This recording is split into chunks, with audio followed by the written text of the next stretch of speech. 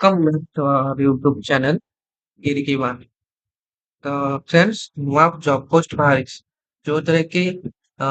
ଆପଣଙ୍କର ଅଙ୍ଗନବାଡିର job post ବାହାରିଛି ଦୁଇଟି ଡିଷ୍ଟ୍ରିକ୍ଟ ଗୋଟେ ହଉଛି ଆପଣଙ୍କର ଗୋଟେ ଦେଖେଇ ଦଉଛି ଆପଣଙ୍କର ଦେଖନ୍ତୁ ଏଇଟା ପର୍ଜଙ୍ଗ ଯୋଉ ଢେଙ୍କାନାଳ ଡିଷ୍ଟ୍ରିକ୍ଟ ଆଉ ଗୋଟେ ପୁରୀ ଡିଷ୍ଟ୍ରିକ୍ଟ ତ କୋଉଥିରେ ବାହାରିଛି ଦେଖି ଦିଅନ୍ତୁ ଖାଲି ଥିବା ଅଙ୍ଗନବାଡି କେନ୍ଦ୍ରର ନାମ ଚନ୍ନପଡା ବରଝରା ଜକା ନୂଆସାହି ଝାଣିକମରା ପତୁଆପଲ୍ଲୀ ବସୁଲେଇ 1 ତ କୋଉ ଘରଠୁ କୋଉ ଘର ପର୍ଯ୍ୟନ୍ତ ବାହାରିଛି ଦେଖି ଦିଅନ୍ତୁ ଯେ ପଞ୍ଚାୟତ କୋଉ କୋଉ ପଞ୍ଚାୟତରେ ଏଠି ଯାଉଛି ମାଣିକମରା ର ତିନୋଟି ପଞ୍ଚାୟତରେ ଯୋଉ ତିନୋଟି ସାହି ଅଛି ଆଉ ପର୍ଜଙ୍ଗର ଅଛି ବରଝରା ଅଛି ଆଉ ବସୁଲେଇ ଅଛି ତ ଏଇଟା ଅନଲାଇନ ଆମର ପଡିବ ଦାଖଲ କରାଯିବ ଅନଲାଇନ ଦାଖଲ କରିବ କ୍ରାଇଟେରିଆ ଆମେ ଦେଖିଦବା କଣ କଣ ଅଛି ସେ ସ୍ଥାନୀୟ ଅଞ୍ଚଳର ଜଣେ ମହିଳା ଅଙ୍ଗନବାଡି କର୍ମୀ ପାଇଁ ଗ୍ରହଣୀୟ ହେବା ଆବଶ୍ୟକ ସ୍ଥାନୀୟ ହେଇଥିବା ଦରକାର ପ୍ରାର୍ଥୀର ବୟସ 1/1/2026 ସୁଦ୍ଧା 18 ରୁ 35 ବର୍ଷ ମଧ୍ୟରେ ହେଇଥିବ ଶିକ୍ଷାଗତ ଯୋଗ୍ୟତା 10 ଦ୍ୱାଦଶ ପାସ୍ କିମ୍ବା ତଦୁଚ୍ଚ ହୋଇଥିବା ଦରକାର ମାନେ +2 ଏଠି କରିଥିବେ ଦରକାର ଅଧିକ ଶିକ୍ଷାଗତ ଯୋଗ୍ୟତା ପ୍ରାର୍ଥୀଙ୍କୁ ଗ୍ରେସ୍ ମାର୍କ ଦିଆଯିବ ଦରଖାସ୍ତ ସହିତ ଶିକ୍ଷାଗତ ସାର୍ଟିଫିକେଟ ମାର୍କସିଟର ଆଗ ପଛ ଅବିକଳ ନକଲ ଗୁଡିକ ଆବେଦନକାରୀ ଅନଲାଇନ ଫର୍ମରେ ଅପଲୋଡ କରିବେ ଏଇଟା ଅନଲାଇନ ଟୋଟାଲ ପଡିବ ୱେବସାଇଟ ବି ମୁଁ ଦେଖେଇଦେବି କୋଉ ୱେବସାଇଟରେ ଆପଣ ପକେଇବେ ତହସିଲ କାର୍ଯ୍ୟାଳୟରୁ 6 ମାସ ମଧ୍ୟରେ ପ୍ରାପ୍ତ ହୋଇଥିବା ବର୍ତ୍ତମାନ ବାସିନ୍ଦା ପ୍ରମାଣପତ୍ର ଜାତିଗତ ପ୍ରମାଣପତ୍ରର ଅବକଲ ନକଲ ଗୁଡିକ ଆବେଦନକାରୀ ଅନଲାଇନ ଫର୍ମରେ ଅପଲୋଡ କରିବେ ବିଧବା ସ୍ୱାମୀ ପରିତ୍ୟକ୍ତା ଅନାଥ ଅନୁସୂଚିତ ଜାତି ଓ ଜନଜାତି ଶିକ୍ଷାଗତ ଯୋଗ୍ୟତା NPEGL କିମ୍ବା ଶିକ୍ଷା ଅଧୀନସ୍ଥ ECCE କର୍ମୀ BALB BADI କର୍ମୀ ହୋଇଥିବା ଦରକାର ଯଦି ହେଇଥିବେ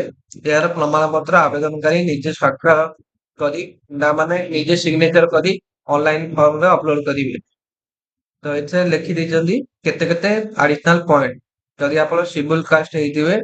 ତାହେଲେ 10 ପଏଣ୍ଟ ଏକ୍ସଟ୍ରା ମିଳିବ ଯଦି ଆପଣ ବିଧବା ହେଇଥିବେ ଉଇଡୋ ହେଇଥିବେ 10 ପଏଣ୍ଟ ଏକ୍ସଟ୍ରା ମିଳିବ ଅରଫାନ ଗାର୍ଲସ ଯଦି ହେଇଥିବେ ତାହେଲେ 10 ମାର୍କ ଡିଭୋର୍ସ କେସରେ ଯଦି ହେଇଥିବେ ତାହେଲେ 5 ମାର୍କ ତାହେଲେ ହ୍ୟାଣ୍ଡିକାପ ଯଦି ହେଇଥିବେ ତାହେଲେ ଆପଣଙ୍କର 5 ମାର୍କ ମିଳିବ ଯଦି ଆପଣ candidate clear examination higher section qualify କରିଥିବେ ଅଧିକ ମାର୍କ ଯଦି ଥିବ ତାହେଲେ 5 ମାର୍କ ଏକ୍ସଟ୍ରା ମିଳିବ ହ୍ୟାଣ୍ଡିକ୍ୟାପ ଥିଲେ 5 ମାର୍କ ମିଳିବ ଯେମିତି କହିଲି NFAGL ର କିମ୍ବା ଅଧୀନସ୍ଥ ECC କର୍ମୀ ଯଦି ହେଇଥିବେ 5 ପଏଣ୍ଟ ଆପଣଙ୍କୁ ଏକ୍ସଟ୍ରା ମିଳିବ BAL BIDA କର୍ମୀ ଯଦି ହୋଇଥିବେ 5 ପଏଣ୍ଟ ଏକ୍ସଟ୍ରା ମିଳିବ ଜଣେ ଆବେଦନ କେବଳ ଗୋଟିଏ ଅଙ୍ଗନବାଡି କେନ୍ଦ୍ରରେ ହିଁ ଆବେଦନ କରିପାରିବେ ଆଉ ଦ୍ୱିତୀୟ ଥର ଆବେଦନ କରିପାରିବେ ନାହିଁ ପାସପୋର୍ଟ ଫଟୋଗ୍ରାଫ ଭୋଟର ପରିଚୟ ଆଧାର କାର୍ଡ ଗୁଡିକ ଅନଲାଇନ ଫର୍ମରେ ଅପଲୋଡ କରିବେ ଅନଲାଇନରେ ଦରଖାସ୍ତ ଫର୍ମ ପକେଇବା ଶେଷ ତାରିଖ ହଉଛି 21/5/2026 ଦିଆଯାଇଥିବା ୱେବସାଇଟ ହଉଛି ଏନଗେଜମେଣ୍ଟ AWC ଓଡ଼ିଶା gov.in/landing ଏଇଥିରେ ପଡିବ ଯଦି ଆପଣ ପକେଇ ପାରୁଛନ୍ତି ତ ଠିକ ଅଛି ନହେଲେ ପାଖ ଜନସେବା କେନ୍ଦ୍ରକୁ ଯାଇକି ପକେଇ ପାରିବେ ତ ଇଏ ବହୁତ ସାରା ଦେଇଛନ୍ତି ଲେଖା ଆମକୁ ଦେଖିବାର ଅଛି 12ଟି ପର୍ଯ୍ୟନ୍ତ ଦରଖାସ୍ତ ଗ୍ରହଣ କରିବାର ଶେଷ ତାରିଖ ଅର୍ଥାତ୍ 22/5/2026 ତାରିଖ ପୂର୍ବ 8 ଘଟିକା ଠାରୁ ଅପରାହ୍ନ 1 ଘଟିକା ପର୍ଯ୍ୟନ୍ତ ଆବେଦନକାରୀ ଅନଲାଇନ ମାଧ୍ୟମରେ ଅପଲୋଡ କରିଥିବା ସାର୍ଟିଫିକେଟର ଅବିକଳ ନକଲ ଓ ମୂଳ ଅରିଜିନାଲ ପ୍ରମାଣପତ୍ର ସହିତ ନିମ୍ନ ସ୍ୱାକ୍ଷରକାରୀ କାର୍ଯ୍ୟାଳୟରେ ଉପସ୍ଥିତ ରହିବେ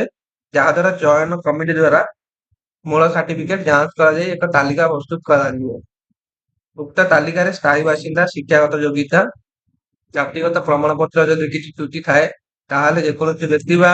ପ୍ରାର୍ଥିନୀ ଅନଲାଇନ ମାଧ୍ୟମରେ ନିର୍ଦ୍ଦିଷ୍ଟ ସମୟସୀମା ମଧ୍ୟରେ ଅଭିଯୋଗ କରି ଅନଲାଇନ ମାଧ୍ୟମରେ ହିଁ ଭେରିଫିକେସନ ପରଠାରୁ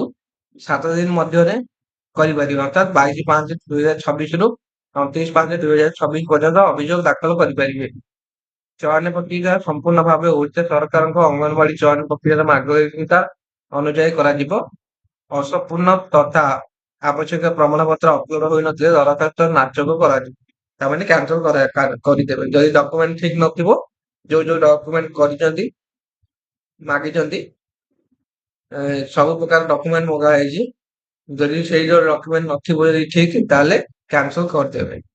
ତ ଇଏ ଥିଲା ନୂଆ ଅପଡେଟ। ଯଦି ଏଇ ଅପଡେଟ ଟି ଭଲ ଲାଗିଥିବ ଭିଡିଓକୁ ଲାଇକ୍ କରିବେ, ଆପଣଙ୍କ ସାଙ୍ଗମାନଙ୍କୁ ସେୟାର କରିବେ। ଆମ ଚ୍ୟାନେଲରେ ଯଦି ନୂଆ ଆସିଛନ୍ତି ଏମିତି ଜବ୍ ରିଲେଟେଡ ଦେଖିବା ପାଇଁ ଲାଟେଷ୍ଟ ଅପଡେଟ, ତାହେଲେ ଚ୍ୟାନେଲକୁ ସବସ୍କ୍ରାଇବ କରିବା ପାଇଁ ଜମା ଭୁଲିବେନି। ରହୁଛି, ପୁଣି ଦେଖା ହବ ପରବର୍ତ୍ତୀ ପାର୍ଟରେ। ସେ ପର୍ଯ୍ୟନ୍ତ ବିଦାୟ ଦିଅନ୍ତୁ। ନମସ୍କାର।